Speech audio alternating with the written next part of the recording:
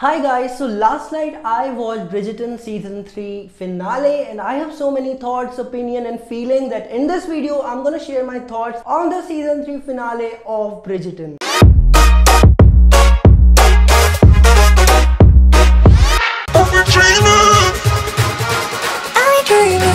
Let me start by saying when women produces stories, when they are in positions of power and they tells you stories, these stories are magical. You cannot ignore it. Shonda Rhimes, can I call you mother? Because the universe which you created through Bridgerton is beautiful beyond words. I mean, it's my urge to have more female scriptwriters, more female showrunners, producers, executive directors and directors, basically women in positions of power, because when women lead in storytelling, we have products like Bridgerton, a masterclass series. Number one, let's talk about the fashion game. I mean, this can be an unpopular opinion, but best dress in the entire series for me was Cressida Cooper. I mean, just look at her. Every time she was on screen, I had a fashion moment of my life. The hairdo, the choices of fabric, the colors which her costume designer gave her, it gave me life. And I have to say this, you guys need to admit too, that she was the best dressed in the entire series. So this video might have some sort of spoilers also. So if you haven't watched season 3 finale, don't watch this video. I was quite sad for the ending. I think she deserved a better ending. Hopefully in season 4 we see more of her. Can we take a moment to appreciate the fact how beautifully the love and those intimate scenes were shot, especially that sofa scene. You know, there are some intimate scenes which are vulgar to look at. You need to close your eyes, you cannot watch it with your family, but in this series, first of all, I did not see it coming. The amount of love scenes and intimate scenes that Penelope and Colin shared, especially that sofa scene, I mean the dialogues that they had, it was looking very natural, and I thought that it was coming out of a pure place of love, and it was so filled with dignity. And I think the love scenes were shot with so much of beauty and grace and elegance that I enjoyed it. Next is my dear Francesca. First of all, Bridgerton makers, I am not done enough with her. I want her in season 4. I don't know. I felt that, you know, if you look at the history of Bridgerton, you don't get your Prince Charming that easily. But she just found her Prince Charming just like that in a story and did no. I mean, she said in the series that love is not always about being passionate and hard work. Sometimes it's easy and it brings ease. You get it just like that with beauty. But I just wanted some drama. And if reports are to be believed, I mean, this could be a spoiler, but I think there are so many news publications which have already published it that her story might take a queer turn. I mean, I did not see it coming. Even when that woman in the ending, when she was introduced, which is a possible love interest of Francesca in the next series,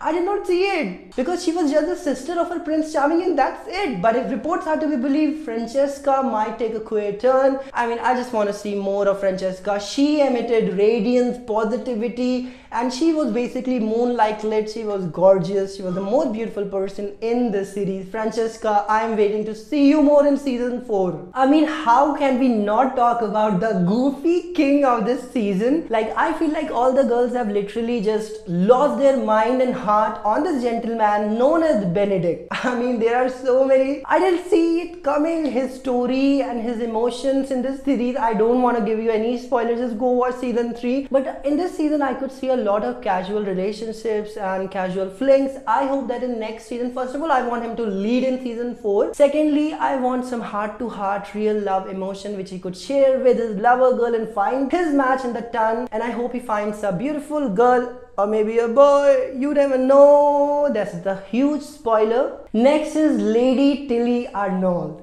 I have to say this, when her character was introduced, it was so funny, but at the same time, it was such a reflection of society. Like when Lord Hawken was giving an introduction of the hot air balloon, she was the only woman that was present in that tent. I mean, this is also a reflection of the fact that women are often less credited for their contribution to science and they are more expected to find a possible love match in the tent, have kids and blah blah blah. But she was an exception and I hope she finds a love match too. She also delivered one of the best best lines of the show, which was empowering queer community. She said that there are a lot of things that are unnatural in the society, but feelings between two people, especially humans, irrespective of their sexes, can never be unnatural. I see it, Bridgerton makers, you're supporting the right community. I mean, we need to talk about the hero of this season, Mr. Colin. Like, I have to say this in the beginning, especially in the part 1 of this season 3, I find his character less gripping, but I have to say this, his chemistry with Penelope increased to tenfold, especially in the second part of the season. So Colin, you deserve to be the hero of this series, season 3. I mean, Kate and Anthony, I will die, but I will not accept this fact that there can be a better couple than Kate and Anthony. They had limited scenes in the series, but every time they came on screen, I had a smile. I was smiling ear to ear. I mean, Jonathan Bailey, that is Anthony, what a man you are. I have never seen a more handsome man than him, and he is literally my man crush from now. And the actor he is, I am telling you guys, he will be remembered as one of the best actors of his time. You know, in the end of the season 3, we could see that Kate and Anthony leaves for India. I am hoping it will be a highlight of the show if in season 4 we can see Kate and Anthony exploring India, maybe in Jaipur on an elephant ride and just the palaces, how Indian Maharajas were treated. I mean, if that happens, Bridgerton makers, if you can make it happen, them exploring India, I'll be more than happy, and Indians will be cheering for you guys. You know, I am sad.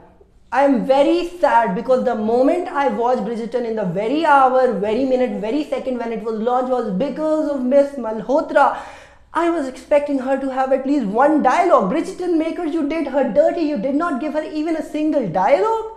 Guys, she is Banita Sandhu. You need to do justice to her. Season 4, more of Miss Malhotra. Eloise, my girl, the girl you are. I hope you change the world in the ways you see this world. I mean, Bridgerton makers, I don't want to see the boring stories of her finding a love match in the town, getting married and happily ever after. No, that would be boring. Just do something exciting with her character. Maybe she could run as a mayor of the crown. She can run as the first female president of the country or something exciting. I want a rich feminist take from her character. Don't just do her a boring love story. Eloise, I have so much hopes from you. Change the world. Lady Featherington. I know guys, you guys don't like her. I don't like her either. She is cruel. Maybe like Cinderella's stepmother. But I have to say this, that some of the dialogues delivered by her in this season was so thought-provoking. I mean, when Penelope was discussing about her dream, that what about my dreams, mother? Then Lady Featherington replied that ladies don't have dreams, they have husbands. And I think that is such an accurate representation of society. Like, women are expected to see their dream through the eyes of their male counterparts. So Lady Featherington, I get her, she is cruel, but she did the best what she could do to protect her Featherington title.